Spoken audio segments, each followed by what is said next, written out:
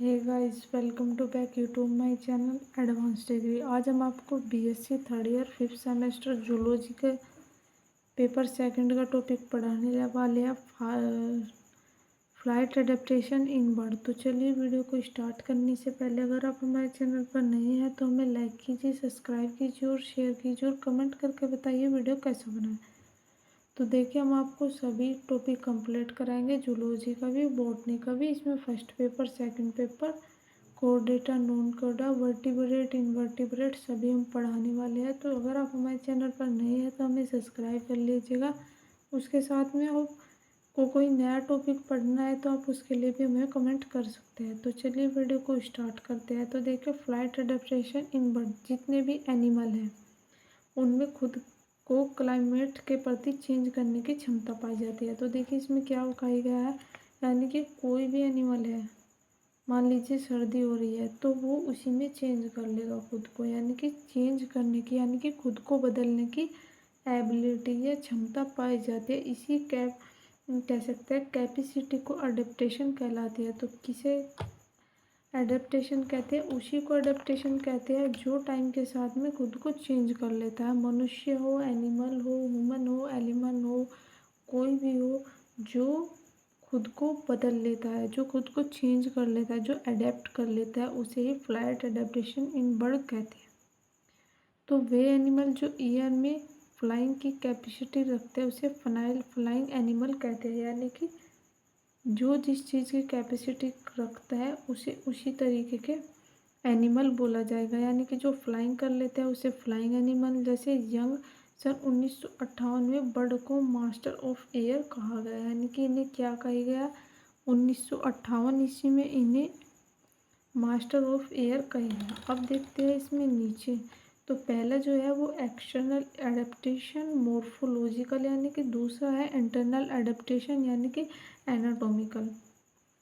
तो देखिए, मैं आपको पहली लाइन का मतलब बता दूँ। एक्सटर्नल यानी कि बाहरी आवरण, यानी कि बाहर की ओर का आवरण जो है, यानी कि मोर्फोलॉजिकल, यानी कि जो बाहर की जो स्ट्रक्चर होती है।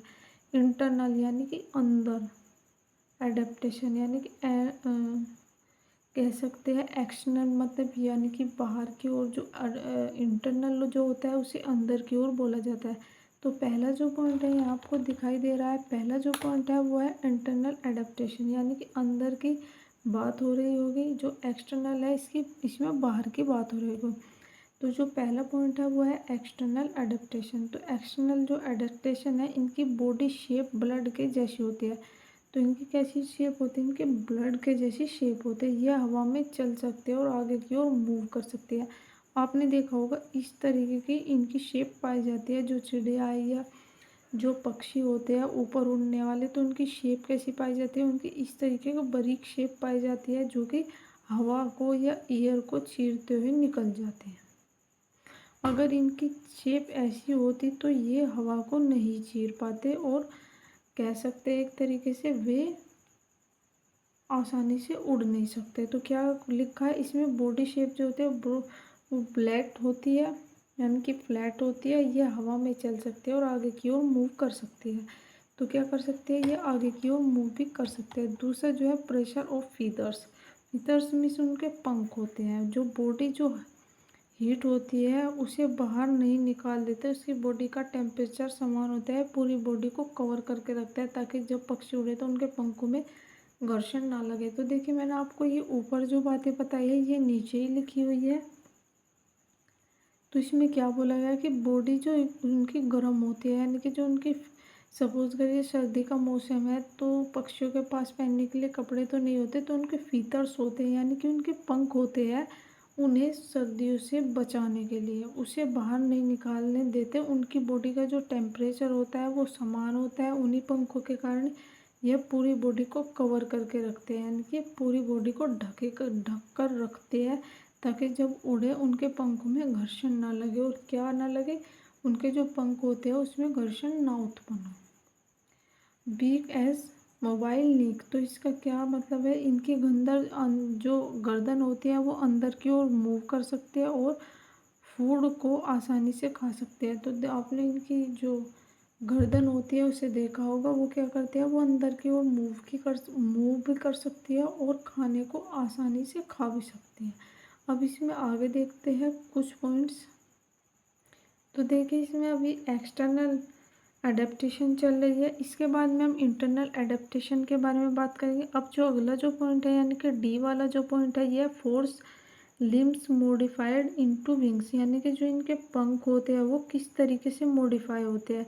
इनमें जो लिम्स होते हैं वो ट्रांसफॉर्म हो जाते हैं। विंग्स के अंदर इनमें स्पेशल टाइप की मसल्स पाई जाते हैं जो कि पंख के रूप में होती है।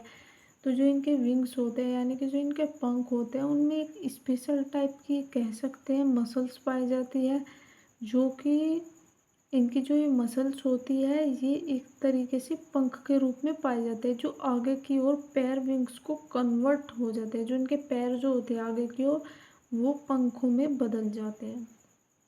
तो क्या सोचने वाली बात है, क्या पढ़ने वाली बात है और क्या समझने वाली बात है, ये वे बात है कि जो इनके पंख होते हैं, जो इनके पैर होते हैं आगे वाले, मान लीजिए इनके पैर हैं आगे वाले और ये इनके पंख हैं, तो ये जो पैर है ये विंग्स में कन्वर्ट हो जाते हैं इस तरीके से और इस तरीके से ये उड़ने लगते हैं। मैंने अभी आपको पीछे डायग्राम बना के दिखाया था कि किस तरीके से करते हैं, उड़ते हैं पक्षी, इस तरीके से होते हैं ताकि घर्षण कम लगे। तो देखिए अब बात करते हैं लोकोमोशन के बारे में। लोकोमोशन के बारे में क्या बात है, दो टांगे बैलेंस कर सके। जो इनकी पैर होते हैं, जो इनकी टांगे होते हैं, उन्हें ये बैलेंस कैसे करते हैं उसी के बारे में बातें की गई। तो इनकी दो टांगे होती है जिसे ये बैलेंस कर सके, इन्हें कन्वर्ट कर सके मोशन करने के लिए, सीधा खड़ा होने के लिए जो इसकी बॉडी का पूरा वेट होता है उसे पिछले वाले पैर कैरी करते हैं। जो इनके पिछले वाले पैर होते हैं ये पूरा बॉडी का जो वेट होता है यानी कि जो बॉडी का पूरा वजन होता है उन्हें कवर करने का, उन्हें कैरी करने का काम करते हैं और मोशन करने का काम करते हैं जो इनके पैर होते हैं, इनकी दो जो टांगे होती हैं। अब बात करते हैं टेल एज टेल फीदर्स। तो देखिए इनमें एक छोटी सी पूंछ भी पाई जाती है, जो टेल के अंदर फीदर्स पाए जाते हैं। जो इनकी पूंछ होती है उसमें जो फीदर्स पाए जाते हैं ये हवा के को चीरते हुए आगे की ओर निकल जाते हैं। तो मैंने आपको ये शेप बताई थी, मैं दोबारा बना दूँ तो ये क्या करते हैं, ये हवा को चीरते हुए आगे निकल जाते हैं। तो उसी के बारे में यहाँ पर बात की गई है कि ये क्या करते हैं, ये हवा को चीरते हुए आगे निकल जाते हैं।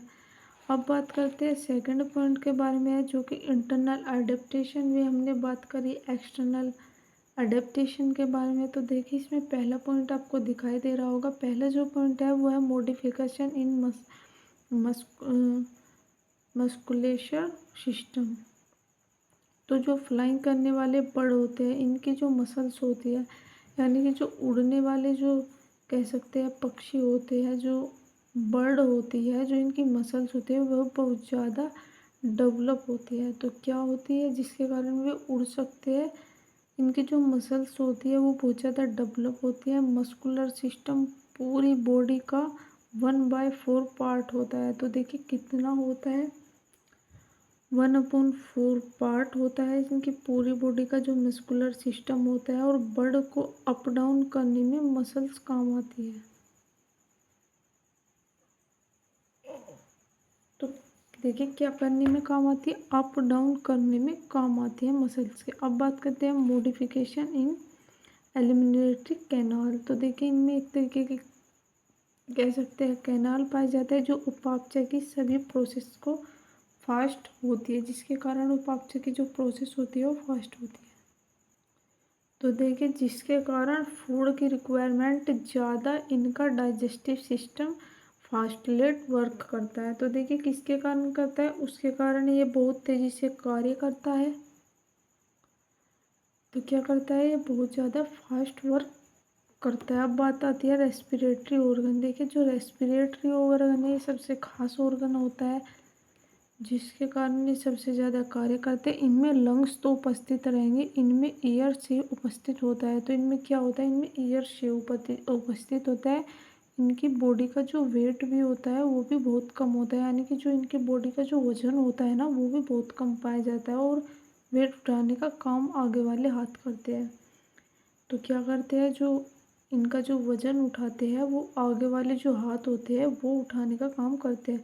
अब बात करते हैं सर्कुलेटरी सिस्टम। तो देखिए ये भी काफ़ी इम्पोर्टेंट है। जो सर्कुलेटरी सिस्टम है इनमें हार्ट का साइज बड़ा होता है, यानी कि जो इनका दिल होता है ना, उसका जो आकार होता है, उसका जो साइज होता है वो बड़ा होता है। ऐसा ब्लड जिनमें ऑक्सीजन नहीं होता, यानी कि जो इनका ब्लड होता है, जो इनका खून होता है, हम मनुष्य का जो खून है, जो ह्यूमन का जो खून है वो लाल रंग का होता है। पशुओं का खून भी लाल रंग होता है। किसके कारण? क्योंकि इनमें ऑक्सीजन पाई जाती है।